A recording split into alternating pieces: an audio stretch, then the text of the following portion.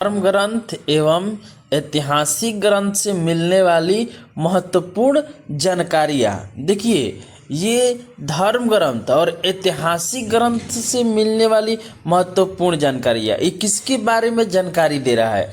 आपको पिछली क्लासों में हम क्या सिखाए थे कि हमारे प्राचीन भारत के बारे में 4 जगह से जानकारियाँ प्राप्त होती है। यानी कहने के मतलब है कि प्राचीन भारत में किस तरह की सभ्यता थी, किस तरह के लोग थे, वो 4 जगहों से हमको प्राप्त हो रहा था। पहला था धर्म ग्रंथ, जिसमें पूजा करने की एक क्रमबद्ध नियम लिखे गए, उससे मिलता है। दूसरा ऐतिहासिक ग्रंथ, जो पहले के लोग थे ना, वो थोड़ा पढ़ा लिखा हुआ करते थे, तो वो अपने हिसाब से कुछ चीज़ों को लिख दिया थे, वही ऐतिहासिक ग्रंथ जाकर बना। दूसरा विदेशियों का विवरण, यानी कहने के मतलब है कि हमारे देश में बाहर से कुछ लोग आए थे, ठीक, वो अपने हिसाब से कुछ का किए, लिखे, कुछ विवरण किए, उसके हिसाब से। दूसरा पुरातात्विक संबंधित साक्ष्य, यानी जो हमारे भारत में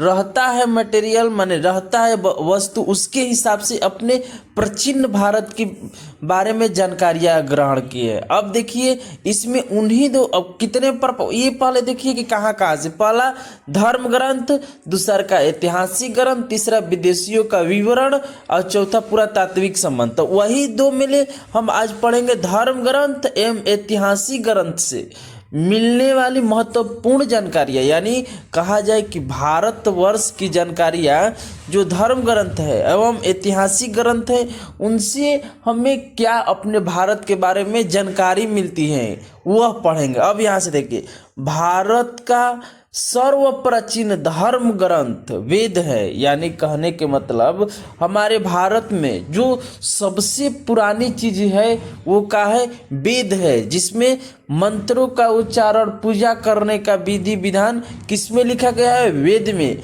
वेदों के देखिए 4 गो वेद होता है, आपको आगे बताएंगे इसी क्लास में। आप देखिए, जिसके संपूर्ण कलनकर्ता देखिए कृष्ण द्वैपायन वेद व्यास का माना जाता है। यानी जिसका रचयिता कहिए, लेखक कहिए, अपने कृष्ण द्वैपायन वेद व्यास को माना जाता है। देखिए, क्वेश्चन उठा सकता है कि वेद के रचयिता किसको कहते हैं, तो कृष्ण द्वैपायन वेद व्यास को माना जाता है। अब देखो, वेद वसुध कुटुंबकम का उपदेश देता है। यानी कहने का मतलब है, वेद कहता है ना कि इस पृथ्वी पर, इस संसार में जितने लोग हैं ना, वो एक परिवार की तरह है। यही उपदेश देता है। क्या उपदेश देता है? कि एक परिवार की तरह है। ये कौन उपदेश देता है?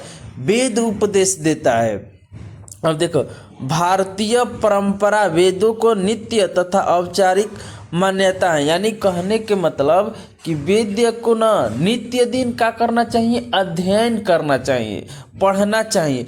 क्योंकि देखो, सबसे पुरानी चीज, सबसे भारत में जो बहुत दिनों से एक संग्रहित किया, जब भारत में लोग बसने लगे तो वो जो लिखा गया है वो क्या है? वेद है। और ये इस वेद में पहले के लोग किस तरह की सभ्यता, देखो पहले में और अब में लाखों को अंतर हो गया है।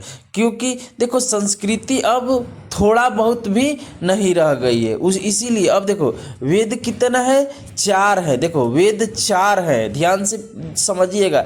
वेद कितने प्रकार के होते हैं? तो 4 प्रकार के होते हैं। किसी को अपने भाषा में समझने का प्रयास करिए। जिसमें पहला है ऋग्वेद, दूसरा का यजुर्वेद, तीसरा का सामवेद और चौथा का अथर्ववेद, यानी अथर्ववेद कहा जाता है। इन चारों वेदों को संहिता कहा गया। यानी एक किसी भी चीज को अगर आप साहित्य को रखते हैं ना, तो उसी को क्या बोलते हैं? संहिता।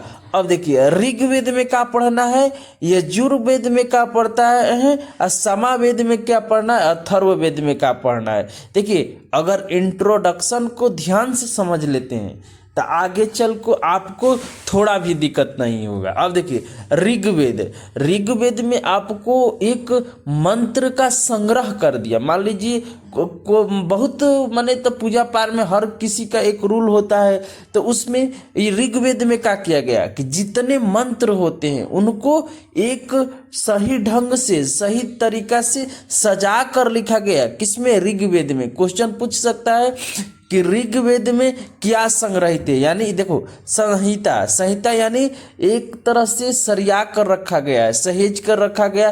किसको? मंत्र को। कहाँ? ऋग्वेद में। अब देखो यजुर्वेद में क्या है, यानी यहीं से मतलब मालूम चल रहा है यजुर्वेद यानी यज्ञ से संबंधित सारे विषय किसमें आपको मिलेंगे? यजुर्वेद में। यानी यजुर्वेद में जितना यज्ञ होता है तो किस ढंग से किस तरीका से होना चाहिए वे आपको यजुर्वेद। समावेद का मतलब होता है ना कि गायन, जैसे आप संगीत सुनते हैं तो उसका एक प्रॉपर ढंग किसमें मिला?